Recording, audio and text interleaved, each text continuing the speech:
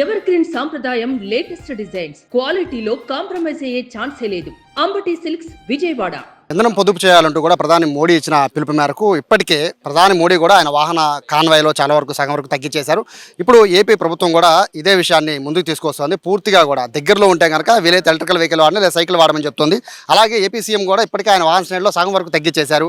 అలాగే ఉప ముఖ్యమంత్రి పవన్ కళ్యాణ్ కూడా ఆయన వాహన శ్రేణిలో సగం వరకు తగ్గించేశారు. సో వాళ్ళతో పాటు విజయవాడకి సంబంధించిన ఎన్టీఆర్ జిల్లా కలెక్టర్ కూడా సడన్గా ఈరోజు ఎలక్ట్రికల్ వెహికల్లో వచ్చారు. ఆయన కూడా దాని ప్రోటోకాల్ వెహికల్ని ఆపేశారు.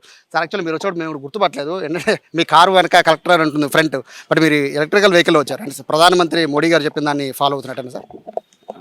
ఆబ్వియస్లీ ఇప్పుడు ఫ్యూల్ అవన్నీ చూస్తూనే ఉన్నాం కాబట్టి మనకు పర్యావరణ హితకరణ ఆప్షన్స్ అయితే ఉన్నాయి.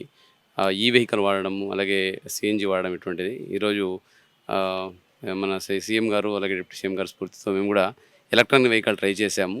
అది చాలా ఈజీగా ఉంది, చాలా అమ్మకాలు కూడా జరుగుతున్నాయని చెప్తున్నారు. ఇప్పుడు అది ట్రయల్ వేసాము. ఆ వెహికల్ ఈ వెహికల్ చాలా కంఫర్టబుల్గా ఉంది. 500 కిలోమీటర్ వరకు వెళ్తుంది ఒకసారి ఛార్జ్ చేస్తేనే చెప్తున్నారు. మనకు జిల్లా మొత్తం తిరిగినా కూడా ఒక 200-300 కిలోమీటర్ తిరుగుతాం రోజు కాబట్టి అది చాలా మనకు అనువుగా ఉంది. కాబట్టి అది ఇప్పుడు గవర్నమెంట్ పర్మిషన్ తీసుకొని వీలైతే మనం ఇప్పుడు ప్రోటోకాల్ బండి కానీ లేదా జనరల్గా ఏదైతే ఫ్యూల్ బండి వాడుతున్నామో అది ఆపేసి ఈ వెహికల్కి షిఫ్ట్ చేయడానికి కూడా పర్మిషన్ తీసుకుంటాము. సో ఇది ప్రజలకి కూడా ఏంటంటే ఇంకా రానున్న రోజుల్లో ఎన్విరాన్మెంట్ ఫ్రెండ్లీ వెహికల్స్కి షిఫ్ట్ అవ్వడం చాలా ఇంపార్టెంట్. ఇంట్లో సోలార్ లైట్ వాడడము, సోలార్ ప్యానల్స్ పెట్టుకోవడము, అలాగే ట్రావెల్ కోసము ఈ వెహికల్ వాడడం లాంగ్.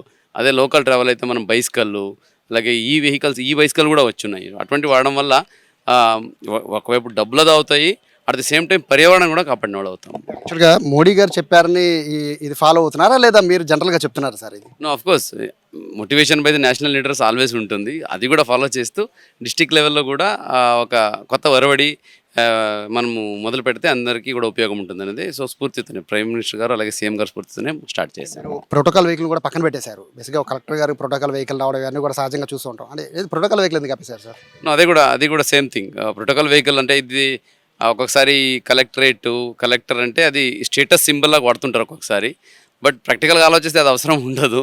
అందువల్ల it's right time at least we got a motivation to reduce it. అది లేకుండా కూడా తిరిగి చూస్తాము. దానివల్ల పెద్దగా వాల్యుయేషన్ ఏమి ఉండదు, ఓన్లీ కన్వీనియన్స్. మన స్టాఫ్ టీం అందరూ జరుగులో వస్తారు కాబట్టి ఉంటుంది. సో ఇప్పుడు ఈ వెహికల్ కూడా వెనకాలే కూర్చోపెట్టేసుకుంటాం, ఒకే బండిలో అందరూ తిరుగుతాం, అలాగ ఉంటుంది. మీరు మంచి నిర్ణయం తీసుకున్నారు. బట్ మీ స్టాఫ్ మీ అధికారులు కూడా చాలామంది ఉన్నారు సార్, వాళ్ళు కూడా మోస్ట్లీ కారులోనే తిరుగుతూ ఉంటారు. సో వాళ్ళకేం చెప్తారు?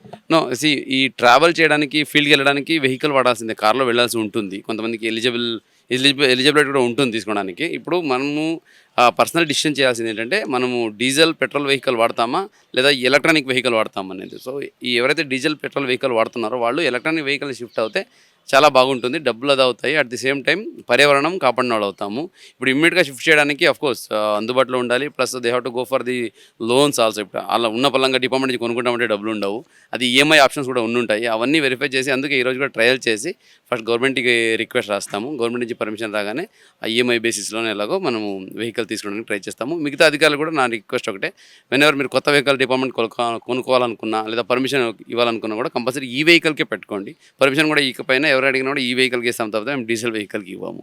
అంటే ఫైనల్గా చెప్పండి సార్, ఇంధన పొదుపు అనేది మోడీ గారు సూత్రంగా ఇప్పుడు చెప్తున్నారు. అంటే ఈ ఒక్కరోజు అంటే మీరు ఏమైనా అవగాహన కల్పించడం కోసం వాళ్ళు ఒక్కరోజు వస్తున్నారు, లేకపోతే ఫ్యూచర్ కూడా అట్లా ఉండబోతుంది? మ్యాక్సిమం రోజు వెళ్ళడానికి ట్రై చేస్తాం, ఎక్సెప్ట్ మరీ లాంగ్ డిస్టెన్స్ ఉంటే తప్ప. లోకల్ విత్ ఇన్ సిటీ ఒక 100-200 కిలోమీటర్కి తిరిగేదంటే ఈ వెహికల్ వాడడానికి ప్లాన్ చేస్తాం.